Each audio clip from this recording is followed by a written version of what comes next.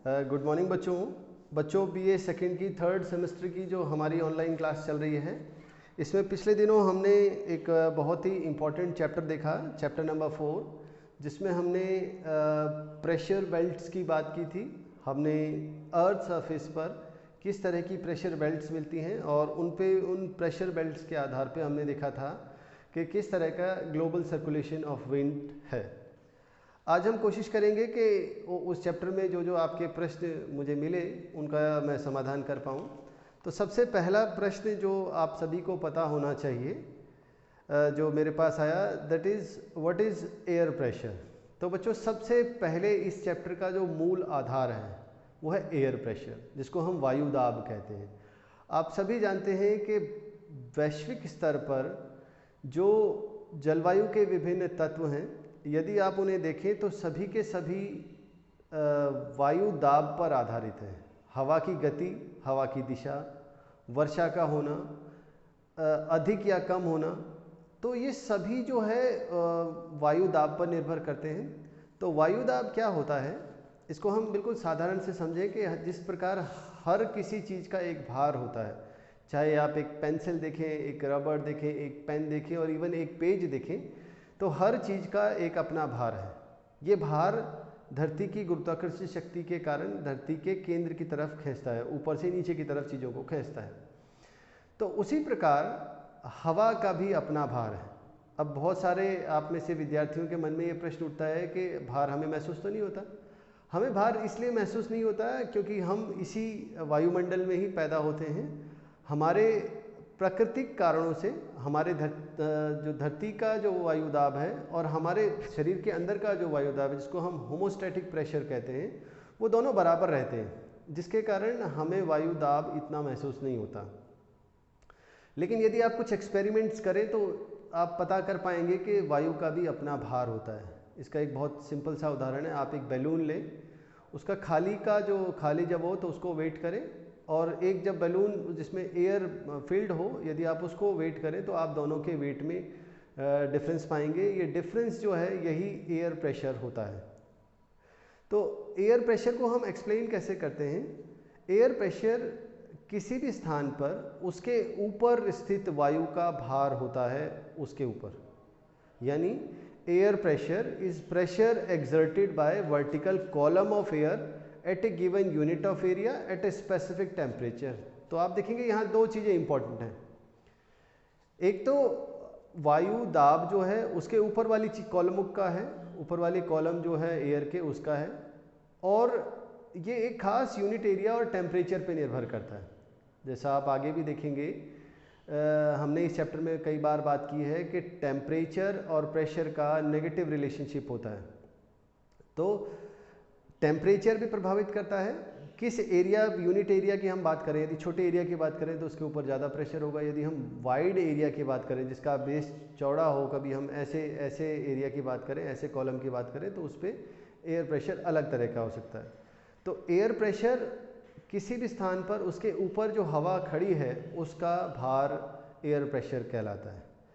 Air pressure की सबसे बड़ी खास बात है कि जैसे जैसे हम ऊपर जाते हैं वैसे वैसे एयर प्रेशर कम होता जाता है। तो सबसे अधिक एयर प्रेशर जो है बच्चों वो सी सरफेस पे मिलता है, और जैसे जैसे हम ऊपर जाते हैं वैसे वैसे, चूँकि हमने पिछले दिनों देखा कि हमारी जो वायुमंडल है उसकी जो परतें हैं वो घनत्व पर आधारित हैं, घनत्व के अकॉर्डिंग अरेंज है, डेंसिटी के अकॉर्डिंग अरेंज है। जैसे जैसे ऊपर जा रहे हैं वैसे वैसे गैस की डेंसिटी कम होती जा रही है, लाइटर गैस मिलती है जो कम प्रेशर कॉज करती है। इसी चैप्टर में हमने देखा कि एक चीज़ होती है जिनको हम आइसो बार कहते हैं।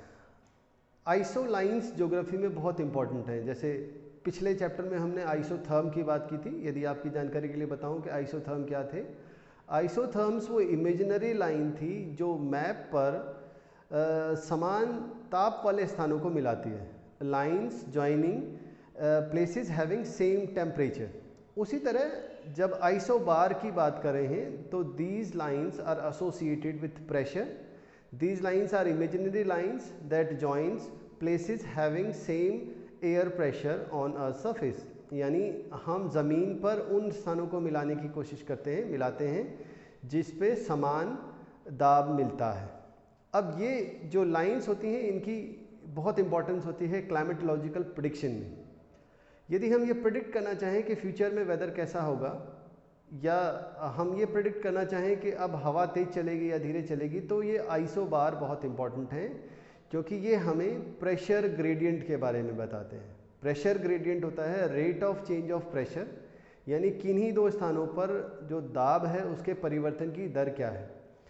यदि किसी स्थान पर दो आइसोबार्स पास हो, यानी आइसोबार्स की जो बीच की दूरी है वो कम हो, तो प्रेशर ग्रेडियंट बहुत हाई होता है, यहाँ तेज हवा चलेगी। वहीं जब प्रेशर ग्रेडियंट जो है, प्रेशर जो आइसोबार्स हैं वो दूर दूर हों, तो यहाँ हवा धीमी गति से चलेगी। तो इस तरह आइसोबार्स भी बहुत इंपॉर्टेंट हैं, जो इनविजिबल एयर प्रेशर को हमें प्लॉट करने में मैप पे मदद करती हैं। तो अगला प्रश्न जो आया था प्रेशर ग्रेडियंट के बारे में आया था। आई होप मैंने आपको बता दिया कि प्रेशर ग्रेडियंट जो है वो rate of change of pressure है बिटवीन टू आइसोबार्स। यदि ये रेट जो है बहुत हाई है तो आपकी विंड्स तेज ब्लो करेंगी, यदि ये रेट धीरे है तो आपकी विंड्स स्लो ब्लो करेंगी। इस चैप्टर में हमने कुछ बहुत कॉमन सेंस की भी बातें देखी, जो कई बार ज्योग्राफी के स्टूडेंट जो हैं वो कंफ्यूज हो जाते हैं। तीन चीज़ें जो बहुत इंपॉर्टेंट मुझे लगती हैं कि आप सभी को पता होनी चाहिए। सबसे पहला air, wind and air currents में आपको अंतर पता होना चाहिए। जब हम एयर की बात करते हैं, आप सभी ने पढ़ा कि atmosphere is the mixture of gases. तो एयर क्या होता है? Air is the mixture of gases. Air में ज़रूरी नहीं है कि इनमें कोई मोबिलिटी हो। आप देखिए, हम बचपन से पढ़ते आए हैं कि यदि हम एक ग्लास को लें जिसमें पानी नहीं भी भरा है तो हम कहते हैं कि वो भरी है। तो वो किस चीज़ से भरी है? तो वो हवा से भरी है, एयर से भरी है। तो air is the mixture of gases. दूसरी बात, विंड क्या होता है? तो blowing air is called wind. जब वही हवा जिसकी हमने बात की, जो मिक्सचर ऑफ गैसेस है, जब उसमें डायनामिज्म आ जाए, जब उसमें मूवमेंट आ जाए, तो हम उसको विंड कहते हैं। विंड साधारण तौर पे जब हम कहते हैं, जब वो हॉरिजॉन्टली ब्लो करती है, जब उसमें एक मूवमेंट होती है हॉरिजॉन्टली, यानी ज़मीन के सहारे जब तेज़ गति से चलती हुई हवा चलती है, तो हम उसे पवन कहते हैं। वहीं तीसरी चीज़ जो यहाँ इस चैप्टर में हमें समझने की है, जो हमारे डिस्क्रिप्शन में, हमारी अंडरस्टैंडिंग में बहुत काम आएगी, वो होती है एयर करंट। हम जानते हैं कि कई बार जो हवा है वो वर्टिकली भी चलती है। Vertically moving air is called air current. ठीक है, तो air, wind and air currents भी बहुत इंपॉर्टेंट हैं। आगे देखिए, इस चैप्टर में हमने एयर प्रेशर के साथ साथ विंड्स की भी बात की। तो आपको बताया कि तीन तरह की विंड्स होती हैं। पहली विंड्स होती हैं जो पेरेनियल विंड्स होती हैं, जो हमेशा जहाँ बह रही हैं वहीं बहती रहती हैं। इस तरह की विंड्स को परमानेंट विंड्स कहते हैं। ये बहुत कम अपनी जगह और दिशा बदलती हैं, मोर और लेस वो उसी जगह बहती हैं। हाँ, मिड लेटीट्यूड्स में जब सन नॉर्दर्न हेमिस्फीयर या साउदर्न हेमिस्फीयर में मूव करता है, यानी सूर्य उत्तरायण में जाता है या दक्षिणायन में आता है, तो उसके कारण उनकी पोजीशन थोड़ी सी वेरी करती है, लेकिन फिर भी वो मोर और लेस वहीं बहती हैं, साल भर बहती हैं। इस तरह की विंड्स को हम पेरेनियल विंड्स, परमानेंट विंड्स या स्थायी पवनें कहते हैं। ये पवनें मूल रूप से तीन प्रकार की हमने बात की। पहली विंड्स ट्रेड विंड्स यानी व्यापारिक पवनें, दूसरी तरह की पछवा पवनें यानी वेस्टर्लीज, और तीसरी तरह की जो हमारी विंड्स थी वो पोलर विंड्स थी। तो इन जो विंड्स हैं इनको हम क्लब करते हैं एज अ परमानेंट विंड्स। दूसरी तरह की जो विंड्स की हमने बात की, जो सीजनल विंड्स जिनको हम कहते हैं। सीजनल विंड्स सीजन के अकॉर्डिंग अपनी बहने की दिशा बदल लेती हैं।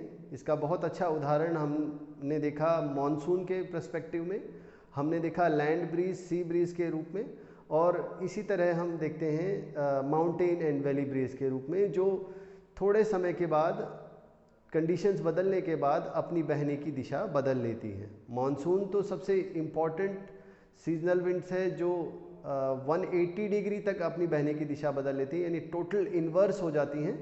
सीजनल वेरिएशन उनके जो पर्सपेक्टिव में बहुत हाई होता है।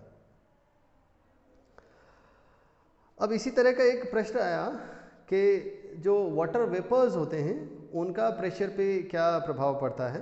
तो आप देखें वाटर वेपर्स जो हैं वो जब ज़्यादा होते हैं तो एयर प्रेशर कम होता है, क्योंकि इनके बीच का जो कन्फिग्रेशन होता है हाइड्रोजन और ऑक्सीजन का वो इस प्रकार होता है कि ये ज़्यादा अमाउंट पर होने पर जो हमारी लोअर एटमॉस्फेयर में और गैसेज हैं, हाइड्रोजन है या कार्बन डाइऑक्साइड है, इनका कंपैरिजन में लाइट हो जाते हैं और वो सस्पेंडेड हो जाते हैं। तो इस तरह आप समझ सकते हैं वाटर मॉलिक्यूल्स जब ऐड होते हैं तो एयर प्रेशर कम होता है, वो सस्पेंशन में आ जाते हैं, उनके बीच की बॉन्डिंग इस प्रकार की है जिसके कारण आप देखेंगे कि वाटर वेपर्स जो होते हैं वो वाटर वेपर्स लेस डेंस होते हैं, जिसके कारण वो सस्पेंडेड रहते हैं और जिसके कारण कम प्रेशर एक्सर्ट करते हैं। ठीक है, आगे इसी चैप्टर में हमने जब बात की कि आपको मैंने बताया कि इक्वेटर के ऊपर एक जगह बनती है जिसको ITCZ कहते हैं, यानी इंटर ट्रॉपिकल कन्वर्जेंस जोन कहते हैं। ये इंटर ट्रॉपिकल कन्वर्जेंस जोन जो है नॉर्थ से आने वाली जो हमारी ट्रेड विंड्स हैं और जो साउथ से आने वाली ट्रेड विंड्स हैं उनके जंक्चर, मीटिंग जंक्चर को कहते हैं। ITCZ में जो हवाएं हैं वो असेंडिंग हवाएं होती हैं, हवाएं ऊपर उठती हैं, यहाँ पर दोनों डायरेक्शन से आके हवाएं मिलती हैं और साथ ही साथ यहाँ पर बॉयंसी होती है, आप कह लें कि यहाँ पर कन्वेक्टिव करंट्स मूव कर रही होती हैं। तो ये जो कन्वेक्टिव जोन है ये हवाओं को ऊपर की तरफ पुश करता है और इस जगह ITCZ बनता है, यानी इंटर ट्रॉपिकल कन्वर्जेंस जोन बनता है। ये आप मानसून के पर्सपेक्टिव में जब हम मानसून की थ्योरीज पढ़ेंगे तो आप दोबारा पढ़ेंगे, लेकिन यहाँ for elementary knowledge, for basic knowledge आप सभी को पता होना चाहिए जिसको हम ITCZ कहते हैं। ये ITCZ का एरिया ही एक और शब्द के रूप में जाना जाता है जिसको हम डोल्ड्रम कहते हैं। ये डोल्ड्रम एरिया ऑफ कामनेस होता है, क्योंकि आप समझ सकते हैं यहाँ पर हवाएं वर्टिकली चलती हैं, हॉरिजॉन्टली नहीं चल रही होती हैं, एयर करंट्स मूव कर रहे होते हैं, क्योंकि वो एनर्जी को लोअर जो हमारी एटमॉस्फेयर है उससे अपर एटमॉस्फेयर में डिफ्यूज़ कर रहे हैं, क्योंकि यहाँ बड़ी मात्रा में एनर्जी उपलब्ध है। तो इस तरह इस एरिया को डोल्ड्रम कहते हैं, जहाँ पर हॉरिजॉन्टल मूवमेंट ऑफ एयर बिल्कुल एब्सेंट होती है और वर्टिकली मूव करती हैं। बहुत ही शांत एरिया जो है इस एरिया को हम डोल्ड्रम कहते हैं। उसी तरह मैंने आपको बताया कि 20 to 30 डिग्री के आसपास का एक एरिया होता है जिसको हम हॉर्स लैटिट्यूड कहते हैं। होता क्या है, जब ITCZ या डोल्ड्रम के ऊपर से हवाएं ऊपर उठती हैं तो वो दोनों जो हमारे हेमिस्फीयर हैं वहाँ डिसेंड करती है और वो डिसेंड करके इन 25 to 30 डिग्री जो लेटीट्यूड है वहाँ डिसेंड करती हैं, ऊपर से नीचे आती हैं। ऊपर से नीचे आने वाली फिर हवाएं यहाँ पर हॉरिजॉन्टल हवाएं नहीं चलती हैं और इन एरियाज़ को हम हॉर्स लैटिट्यूड कहते हैं, क्योंकि मिड लैटिट्यूड का ये एरिया प्राचीन काल में घोड़ों के व्यापार के लिए बड़ा ही फेमस था और घोड़े के जो व्यापार था वो मूल रूप से पाल वाले जहाज़ों पर किया जाता था जिस पे कपड़ा लगा होता था। जहाज़ की मूवमेंट जो है वो विंड की वेलोसिटी पे निर्भर करती थी और इन जगह पर क्योंकि हवा ऊपर से नीचे उतर रही है, डिसेंडिंग एयर है, यहाँ पर किसी भी प्रकार की हॉरिजॉन्टल मूवमेंट नहीं थी, जिसके कारण शिप्स जो हैं वो स्टेगनेंट हो जाती थी फॉर डेज। तो जिसका एक वे आउट जो यहाँ के घोड़े के व्यापारी थे वो इस तरह से निकालते थे कि अपने जो वेट कम करने के लिए, वेट लूज़ करने के लिए अपने जो घोड़े थे उनको पानी में गिरा देते थे, जिसके कारण आप देखेंगे कि इस एरिया को हम हॉर्स लैटिट्यूड कहते हैं। एक और इम्पॉर्टेंट चीज़ जो इस चैप्टर में हमने देखी जिसको हम कहते हैं रोरिंग 40s। बच्चों, हम सभी जानते हैं कि किसी भी जगह जो विंड वेलोसिटी है वो फ्रिक्शन पे भी निर्भर करती है। यदि कहीं पर फ्रिक्शन ज़्यादा है तो विंड की वेलोसिटी कम मिलेगी और अर्थ सरफेस पे ये जो फ्रिक्शन है ये प्राइमरीली लैंड एंड सी के अनइवन डिस्ट्रीब्यूशन होने के कारण ओरिजिनेट होता है। जिन सरफेसेस पे जिन लेटीट्यूड्स पर सिर्फ पानी ही पानी है वहाँ पर विंड और वेलोसिटी से चलती है as compared to land mass. और आप देखेंगे कि साउदर्न हेमिस्फीयर में एक क्षेत्र ऐसा है जो 40 डिग्री लेटीट्यूड के 50 डिग्री लेटीट्यूड के आसपास है। यहाँ पर जो हमारी वेस्टर्लीज हैं वो अपनी मैक्सिमम स्पीड पे चलती हैं, बहुत तेज़ चलती हैं, इसलिए इस एरिया को हम रोरिंग 40s कहते हैं। रोरिंग 40s ऐसा एरिया है जहाँ पर वेस्टर्लीज काफ़ी ब्रिस्क पेस पे चलती हैं, रैपिड पेस पे चलती हैं। आगे यदि देखें बच्चों, हमने अपने इस क्लास में कुछ खास तरह की सीजनल विंड्स की बात की जो सीज़न के अकॉर्डिंग या कुछ खास टाइम पीरियड के बाद अपनी बहने की दिशा बदल लेती हैं, जिसमें हमने मॉनसून की बात की और साथ ही साथ हमने सी एंड लैंड ब्रीज की भी बात की। यहाँ एक चीज़ इस डिस्क्रिप्शन में रह गई जिसको हम माउंटेन एंड वैली ब्रीज कहते हैं। बच्चों, आप सभी ने माउंटेन का स्ट्रक्चर देखा होगा। माउंटेन जो है डे टाइम पर अपने पीक के कंपैरिजन में वैली जो है वो ज़्यादा गर्म हो जाती है। आप ध्यान दें, पीक जो एरिया होता है क्योंकि उसका सरफेस एरिया कम होता है और नीचे जो वैली है वो वाइड बेस वाली होती है, तो टॉप की कंपैरिजन में वैलीज़ जो हैं ज़्यादा टेम्परेचर गेन करती हैं। यहाँ हवा गर्म होके ऊपर की तरफ उठती है, तो डे टाइम पर जो हवा वैली से टॉप की तरफ चलती है उसको हम वैली ब्रीज कहते हैं। क्योंकि वो वैली की साइड से आ रही है इसलिए उसको हम वैली ब्रीज कहते हैं। हवा जितनी ज़्यादा गर्म होती है उतनी ही तेज़ गति से वो ऊपर की तरफ उठती है। तो आप देखेंगे माउंटेनियस एरिया में डे टाइम पर ऐसी विंड्स चलती हैं जो वैली से ऊपर की तरफ आती हुई लगती हैं, इसलिए इनको हम वैली ब्रीज कहते हैं। इन कॉन्ट्रास्ट टू जो हमारी जो माउंटेन ब्रीज हैं वो नाइट टाइम पे चलती हैं। नाइट टाइम पे क्या होता है, क्योंकि ऊपर जो माउंटेन पीक्स हैं वो जल्दी ठंडी हो जाती हैं और बहुत ठंडी हो जाती हैं, जिसके कारण जो एयर है वो वेट गेन कर लेती है, भारी हो जाती है, डेंस हो जाती है और वो नीचे की तरफ मूव करती है। नीचे की तरफ जब वो स्लिप करके वैली में पहुंचती है तो इसको हम माउंटेन ब्रीज कहते हैं, क्योंकि ये माउंटेन की तरफ से कोल्ड एंड ड्राई विंड आती है। इस तरह से दिन के समय अलग डायरेक्शन में विंड चलती हैं, नाइट के समय अलग डायरेक्शन में चलती हैं। इनको हम माउंटेन एंड वैली ब्रीज कहते हैं। इन दोनों ही प्रकार की विंड्स को हम ग्रेविटी विंड्स भी कहते हैं, क्योंकि आप देख सकते हैं कि जो हमारी डे टाइम की विंड है, जो वैली विंड हैं, जो वैली से ऊपर की तरफ चल रही हैं, वो हीट के कारण चल रही हैं, जबकि नाइट टाइम की जो विंड्स हैं, जो माउंटेन ब्रीज हैं, वो डेंस हो जाने के कारण ग्रेविटी के अकॉर्डिंग नीचे वैली में जाके कंसंट्रेट हो जाती हैं। तो इस तरह day time and night time पे जो अपनी बहने की डायरेक्शन बदलती हैं, जिस तरह हमने पीछे देखा कि sea breeze and land breeze भी जो है डे एंड नाइट में वेरी करती हैं अपनी डायरेक्शन को, सेम उसी प्रकार माउंटेन एंड वैली ब्रीज भी बहुत इंपॉर्टेंट रोल प्ले करती हैं लोकल क्लाइमेट के डिटर्मिनेशन में। आप इन जो हमारी माउंटेन ब्रीज हैं, यदि आप इनकी पिक्यूलर कंडीशंस की बात करें तो ये बहुत ज़्यादा कोल्डनेस लिए होती हैं, ड्राई होती हैं। और यदि आप माउंटेनियस एरिया में जो ऑर्चार्ड फार्मिंग है, जहाँ पर बड़े बड़े बागान लगाए जाते हैं, आप उन बागानों की स्थिति देखें तो वो बिल्कुल वैली में नहीं होते हैं, वो बिल्कुल माउंटेन पीक एंड वैली के बीच में कहीं होते हैं, क्योंकि नाइट टाइम पर जो ठंडी हवाएं हैं वो वैली में जाके सेटल हो जाती हैं, उससे पौधों को बहुत नुकसान हो सकता है। इसलिए जो फार्म ग्रोवर्स हैं, जो बड़े बड़े ड्राई फ्रूट के फार्म्स हैं, या इंडिया में यदि आप बात करें जो हमारे एप्पल ग्रोवर्स हैं, एप्पल कल्टीवेशन के लिए जो फेमस एरिया है, वहाँ सभी जगह जो हैं ऑर्चार्ड जो हैं ऐसी जगह पर स्थित हैं जो ना तो पूरी वैली है और ना ही टॉप ऑफ द माउंटेन है, वो बीच में लोकेटेड हैं, ताकि जो ड्राई एंड जो कोल्ड विंड्स हैं उनसे हमारे पौधों की प्रोटेक्शन की जा सके, ऑर्चार्ड की प्रोटेक्शन की जा सके। इसलिए जो हमारी ये विंड्स हैं, माउंटेन एंड जो वैली ब्रीज हैं, ये लोकल कल्टीवेशन को भी प्रभावित करती हैं, लोकली इनका काफ़ी इम्पैक्ट होता है। तो इस तरह बच्चों ये पूरा चैप्टर था, चैप्टर नंबर 4, जिसमें हमने बहुत ही महत्वपूर्ण air pressure and wind system की बात की। ये चैप्टर बच्चों 2 हिस्सों में डिवाइडेड था। फर्स्ट हाफ हम कर चुके हैं, सेकेंड हाफ में हम इसकी जो मॉनसूनल थ्योरीज़ हैं, जो हमारी कुछ एंशिएंट थ्योरीज़ हैं या कुछ मॉडर्न टाइम थ्योरीज़ हैं, इनको डिटेल में देखेंगे।